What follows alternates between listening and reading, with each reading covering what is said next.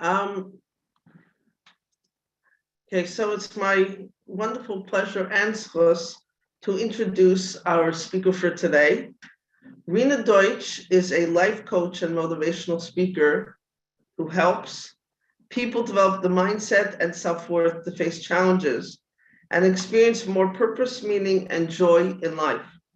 Using a unique blend of Jewish wisdom and modern understanding, Rina connects with clients and crowds alike with warmth, humor, and sincerity.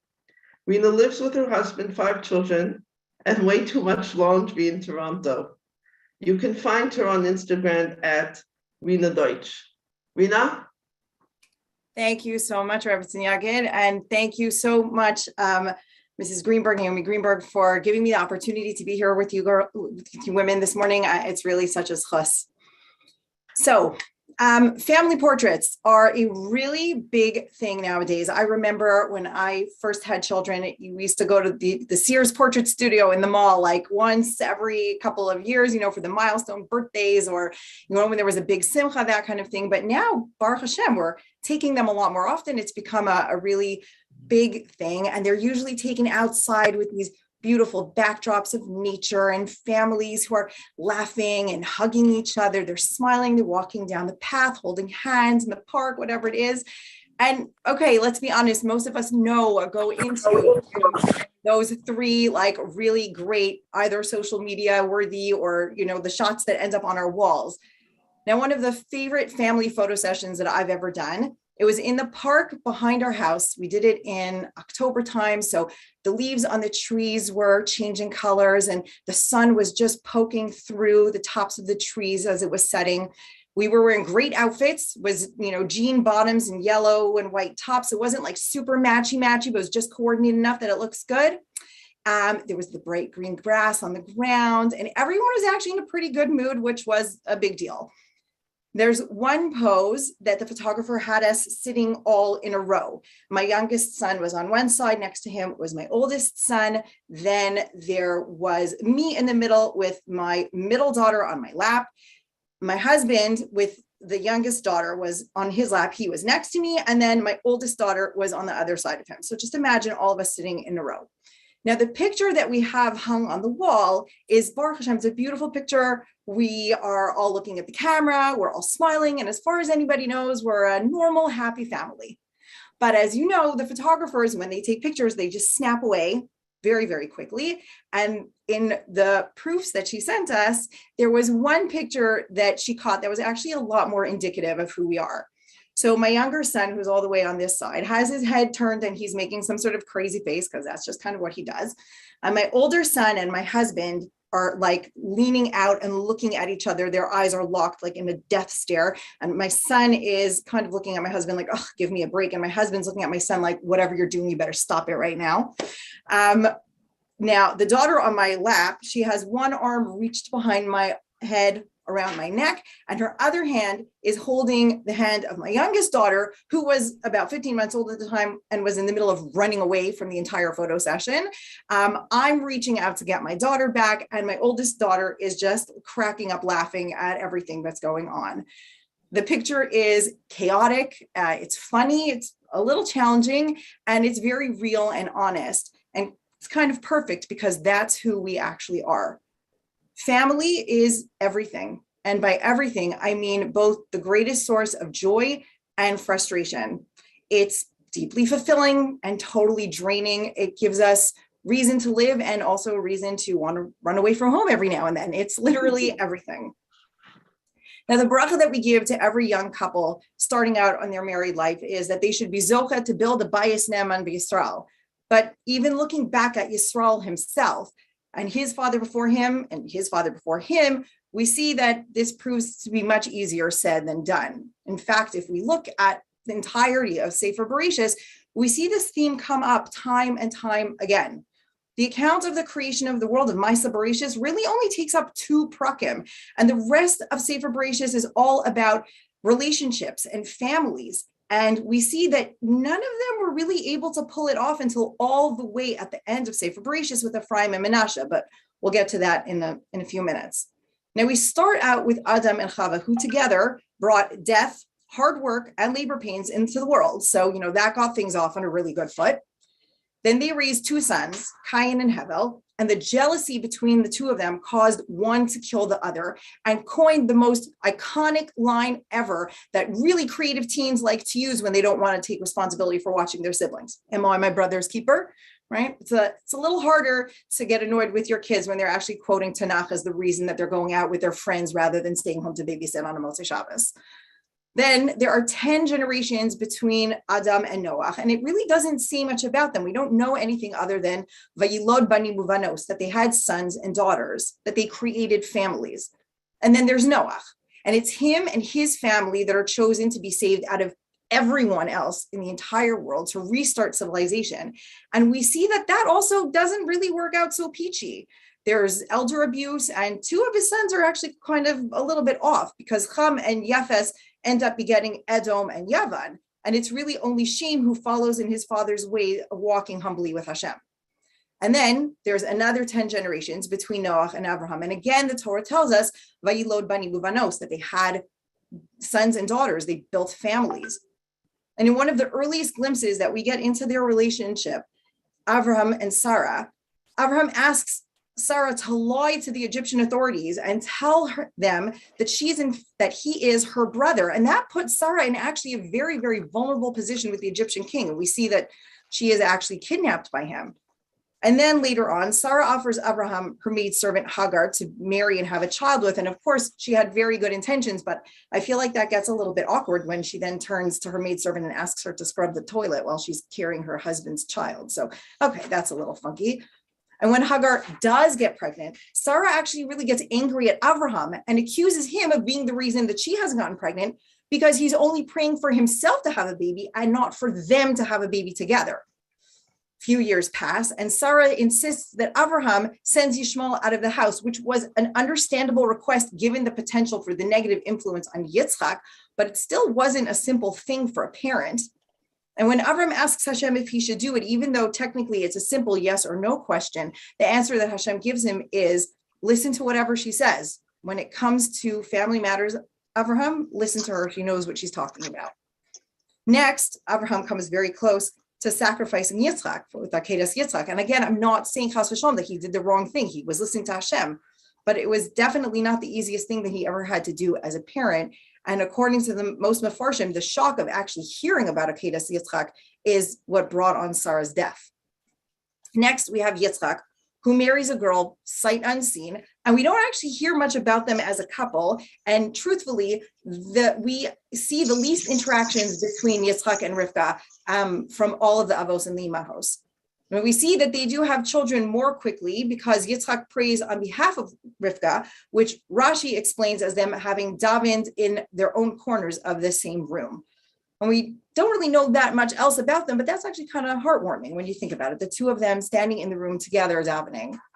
And then they have the twins. And we all know how that goes. They are raised in the same environment, literally from conception, but they are so different.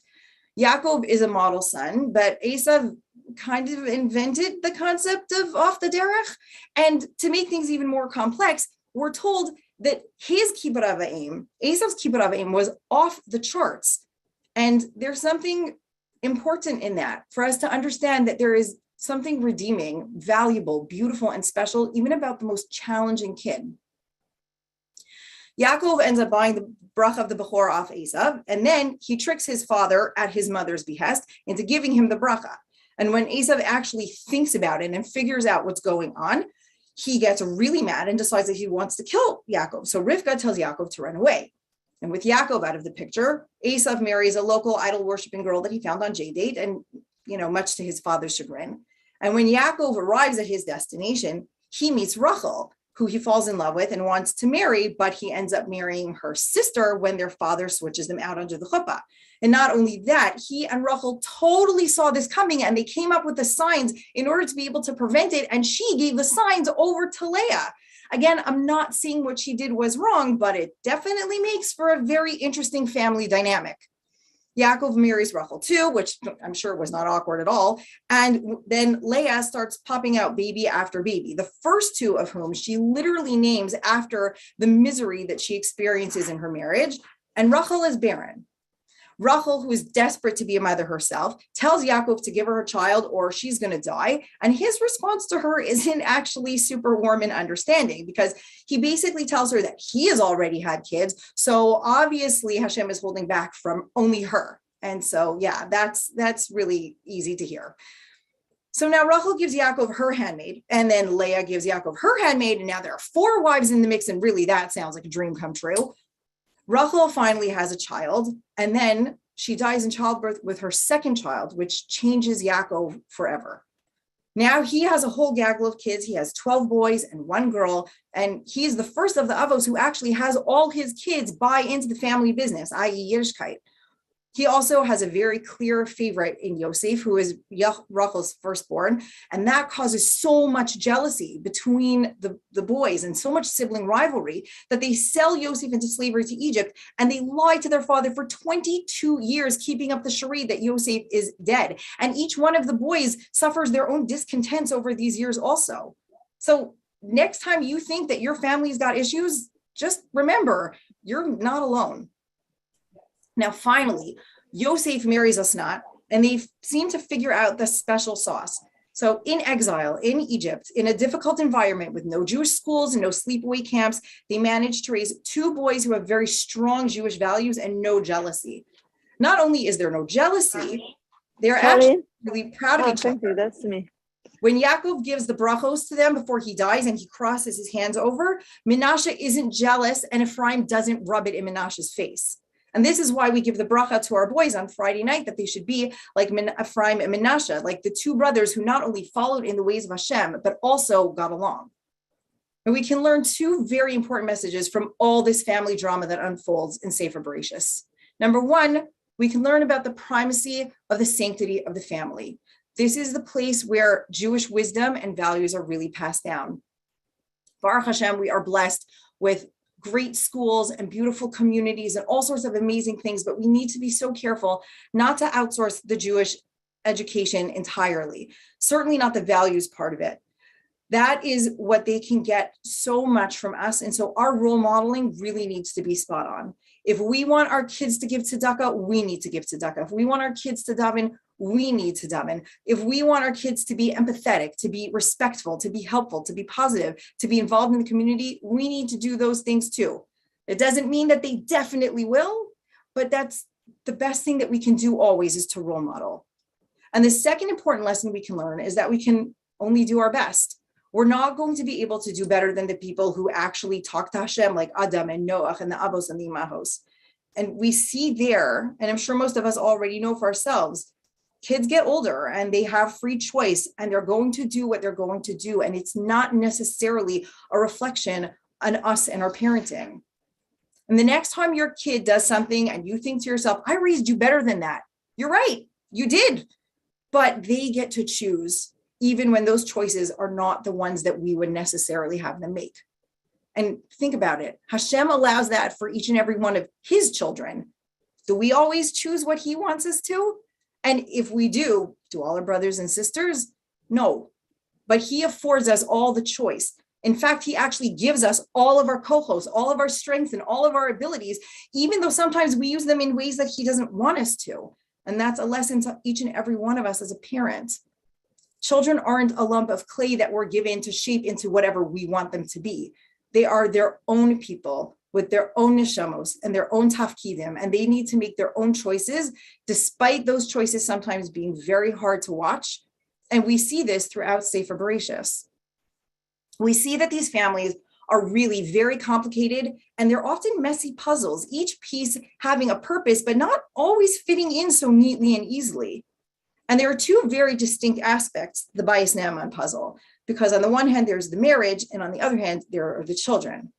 And the first account of Masa Bereshis in Parak Aleph of Sefer Bereshis, before explaining that Adam and Chava were separated, we see that they were originally created as a single unit, one prototypical human that had both male and female characteristics. Then they were separated, and Hashem gives them the instructions, be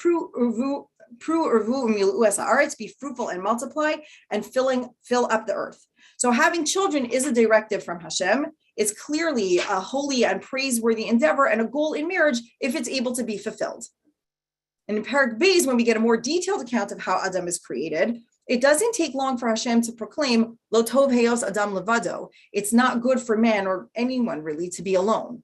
It wasn't good for humanity to exist as a single unit, even though there is a very powerful message in it being created that way. Because everything else was created in swarms. Hashem didn't create one cow, he created many cows. It wasn't one dolphin, it was many dolphins. But humanity was created as a single unit to show us that it was worth it for Hashem to create the world, even just for one of us, that he wants to have a personal relationship with each and every one of us, not just a collective one.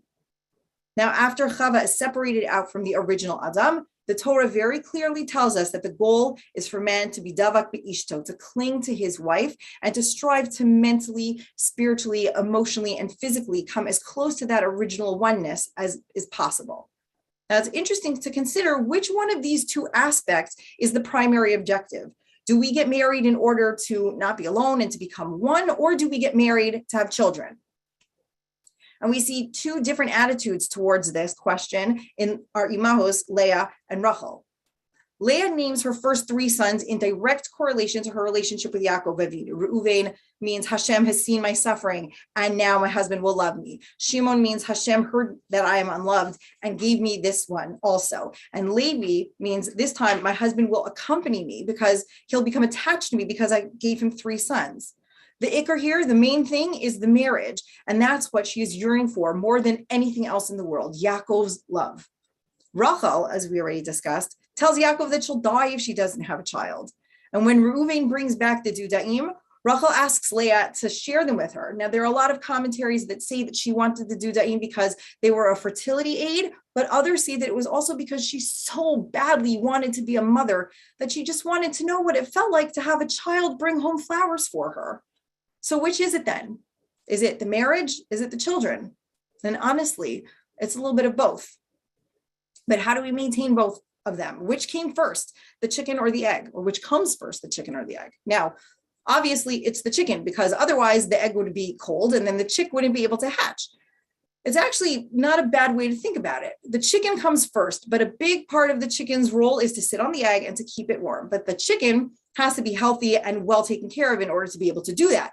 So we need to remember that the chicken is its own entity in and of itself, and it was there before the egg and will still be there when the chick flies the coop. However, perhaps we don't really want to think about our marriages as chickens. So this might be a better analogy. If you have a cup and a bowl, and you want to fill them both up from a single source of water that is flowing continuously, the best way to fill them up without spilling anything is to put the cup inside the bowl and then fill up the cup so that it overflows and fills the bowl. Your family is the bowl and your marriage is the cup. Fill your marriage up with love, respect, giving, commitment, all those sorts of things, and it will spill over to your entire family. But a very important thing to remember is that you are the tap from which that continuous flow of water is coming, and you need to have a renewable source for yourself. This is something I actually work with my clients on all the time, making sure that you yourself are taken care of and filled so that you have what to offer. The greatest gift that we're able to give our children is a good marriage. But I would like to just address the elephant in the room, which is divorce. And that is something that happens even within the frum community. It's actually the second greatest gift that you can give your kids. If a healthy, good marriage is not something that's possible, then a healthy, good divorce is the next best thing that we can give them. And it doesn't mean necessarily, it doesn't mean that you didn't try hard enough, and it doesn't mean that you're not good people. Sometimes things happen. Honestly, my parents are divorced, and I have to say, I think it was actually the second best thing that they did in their marriage, because the first best thing they did was have me, obviously. But there's a reason that the Torah has allowances for this, and it's just something that we need to be able to recognize and address. So what does a bias ne'eman b'Yisrael really look like? And how are some ways that we can try to build or maybe renovate it? One that houses both a strong, happy marriage and be'ezras Hashem, good, functional, and independent kids. Now, just a word of caution, building and renovating takes a lot of work. My husband and I have renovated 3 like actual houses together. And despite the fact that we actually both love doing that kind of thing, it takes a lot of work and it's very, very stressful. On this last house that we're currently living in, Baruch Hashem, I visited the tile store so many times that the woman at the front desk started welcoming me by name and offering me a cup of coffee every time I showed up. We were like best friends by the time I finally managed to pick my last tile. And then there's the paint and the lighting, and there's so many details that can make you completely insane. And building a spiritual house is no less laborious. So we need to be prepared to roll up our sleeves, to sweat a little, to sometimes feel like things aren't turning out quite right, and to every now and then feel like we have nothing left in us. We're all out of ideas and material. And that's when we need to remember that the Torah and our friends and our family and our community, like the Olympia tile of our spiritual home building, if you will, is always there for us with ideas, with insights, with suggestions, materials, support, and even a cup of coffee when we need it. So let's start with the word ne'eman, which comes from the word emunah, which means faith. Ne'eman means faithful. When we talk about faith, of course, we need to understand that Hashem is at the center of everything. And the Hashem being at the center of everything means that he is at the center of our relationships too. Chazal say that 40 days before a child is born, a bas kol comes out and declares that this person will marry such and such a person. The Talmud tells us that Hashem spends a lot of time making shidduchim, and that is harder than splitting the Yam Suf. There is a huge dose of hashgacha pratis involved in finding and meeting the person that we marry. They are handpicked for us. There will be lots of things that we'll have in common, but there will also be so much that's going to be different about us. In the beginning, that can actually be very refreshing, right? We can think to ourselves, oh, I love how spontaneous he is, or isn't it nice how he's such a dreamer? It's so cute. But then as the years wear on, those same things can be exceptionally annoying. Like, oh my gosh, why can't you ever plan ahead? I need advance notice, or get your head out of the clouds. We need practical solutions for this. But we need to realize that most of these things are actually meant to help us grow, because the family unit is the greatest laboratory for personal development, and it starts with marriage. The idea of opposites attracting is because usually opposites complete. Though again, we really need to acknowledge that sometimes opposites just cause irreparable conflict. And again, just need to be aware and open about that. So for example, my husband and I have a lot of things in common, but we're actually almost perfect opposites.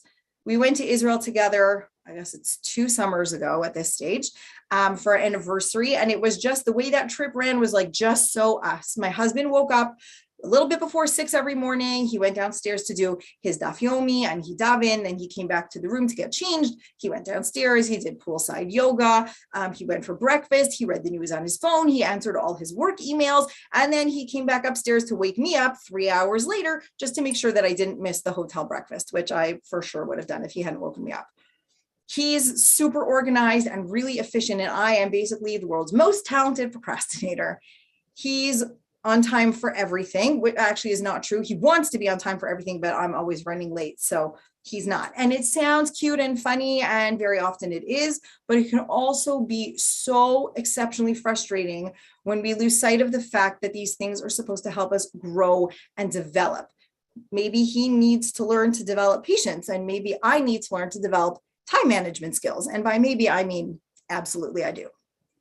Now, we don't go out of our way to drive each other nuts, because that's just not nice. But when these things come up, as they tend to do, it's really important to try to take the time to remember that Hashem put us together for a reason, and to try to figure out where the opportunities for growth are. And if that doesn't work, I just make faces at him behind his back when his head is turned. Now, this faithfulness in Hashem's shidduch making abilities extends to our children too. It's no accident that we have the kids that we do, with all their great qualities and with all their challenges also. We were handpicked to be their parents, to be their mothers, because there is something special that only we can do for them and only they can do for us. Now, all that being said, it doesn't always feel that way. Can we be honest for just 1 second? Raising kids is much harder than most of us thought it was going to be. I mean, if it's just me, that's kind of embarrassing, but it's in these moments when it's harder than we thought, when things don't seem to be working out the way that we had planned, that ne'emanos, that faithfulness really kicks in. Having emunah means believing in something or someone, even when there isn't necessarily evidence to support that belief. Chazal tell us that Masech Zeraim is the Masechta of emunah because a farmer is the epitome of emunah. A farmer does everything possible for the seeds to have the best chance to grow. He picks the best field for his crops. He fertilizes it and tills the soil, plants the seeds in just the right season, waters them, all that kind of thing. But then he just has to give it up to Hashem. It's out of his hands. He has to believe that God is going to do his part to make those crops grow. This comes into play so often throughout the years of child rearing. We plant the seeds of our values. We try to put them in exactly the right spot. We try to put our kids in the right school, in the right shul, in the right community. We try to fertilize with good friends and extracurricular activities and all so much love. And then we have to let go and let God. We have to pray so hard and have faith that they will take root and grow into what they are supposed to, even if that isn't what we always imagined it was going to be. So now that the ne'emanos is established, what are some practical ways to build our families? What are some bricks that we can put in place? And I want to suggest that time and how we spend it is the foundation of what our homes are built on. We know that time is the greatest gift that Hashem gives us to each and every one of us. In fact, we're coming up soon on Rosh Chodesh Nisan, where Hashem tells us, "Chodesh hazeh lachem." He gives us the directive of setting the months, and Nisan being the first month, and literally putting time in our hands to show us how very important it is. And time is the greatest gift that we can give to our marriages and our children as well. And there are three categories of time that I want to suggest we should focus on. There's productive time, private time, and present time. So productive time, there are two sides to this one.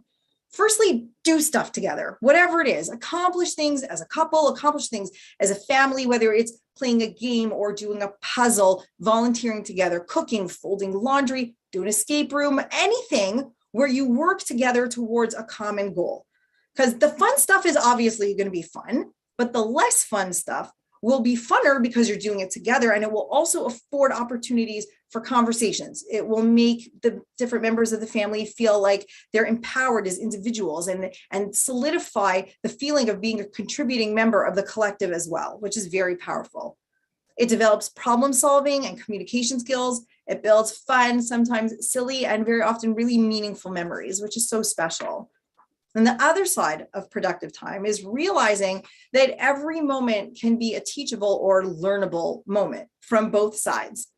My youngest daughter used to like to play this card game on the computer called Cardjitsu. And I asked her once if she noticed that the opponents in the game always bowed to each other before and after the match. It was almost like karate. I said, was there anything that we could learn from that?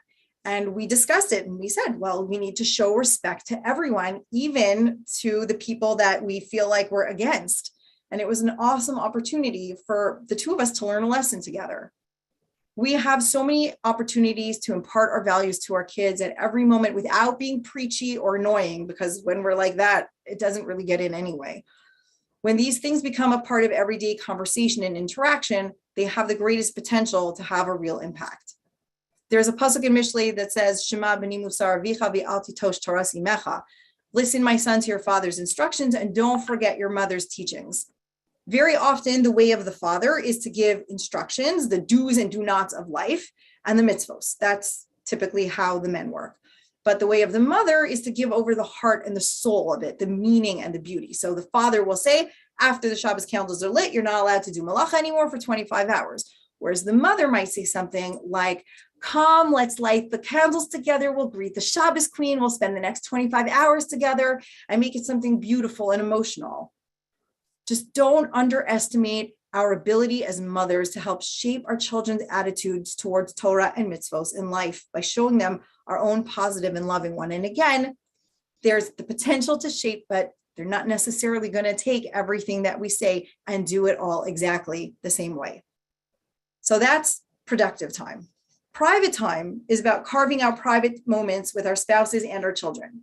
So we spoke earlier about the message of creation of Adam as a singular unit, being that Hashem wants a personal relationship with each and every one of us. So we should learn from this how to view our family relationships as well.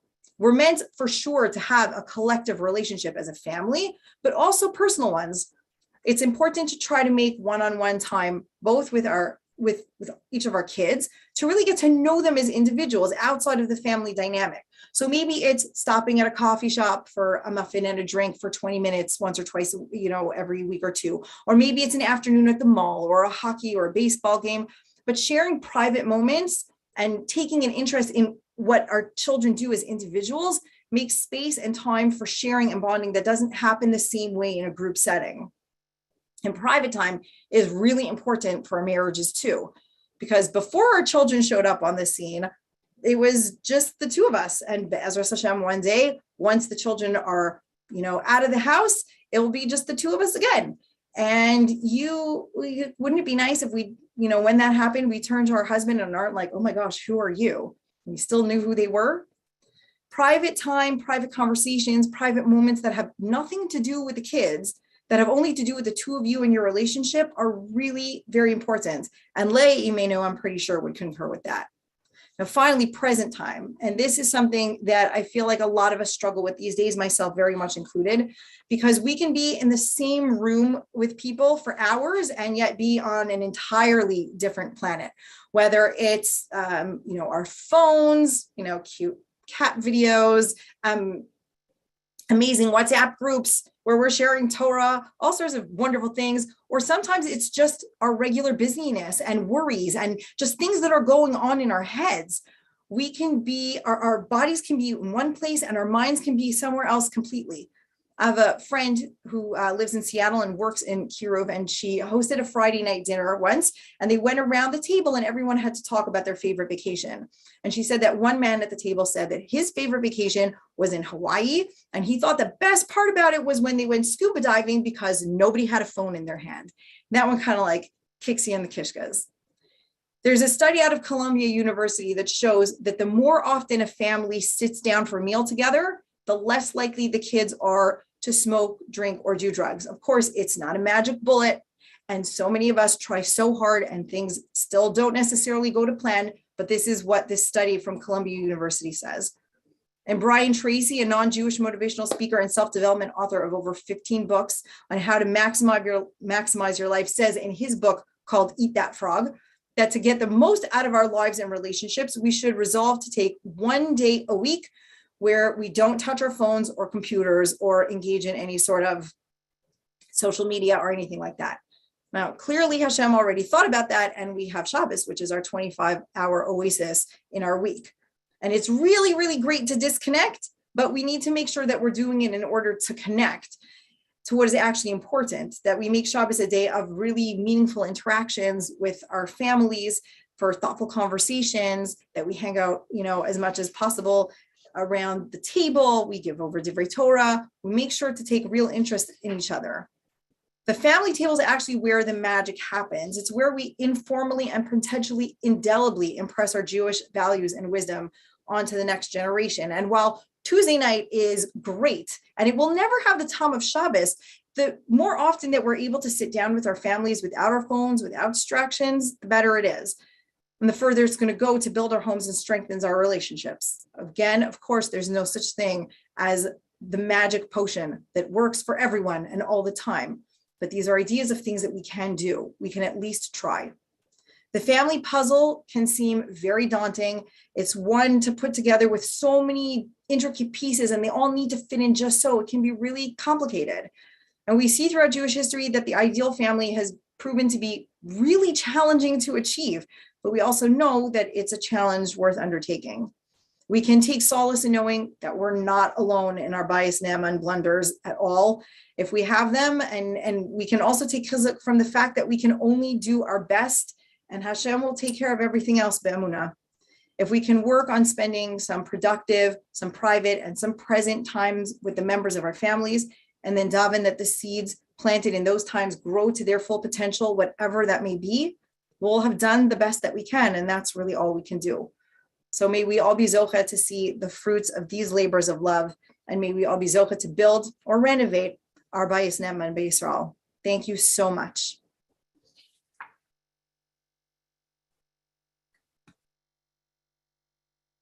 Rina, that was amazing. Okay, thank you so much. We very much appreciate taking the time and the effort, especially with your tremendously busy schedule and your teaching schedule. Thank you very, very much. Let me wish everybody a wonderful day. Did everybody see in the chat the Pesach initiative? Ellen, are you on? Yes.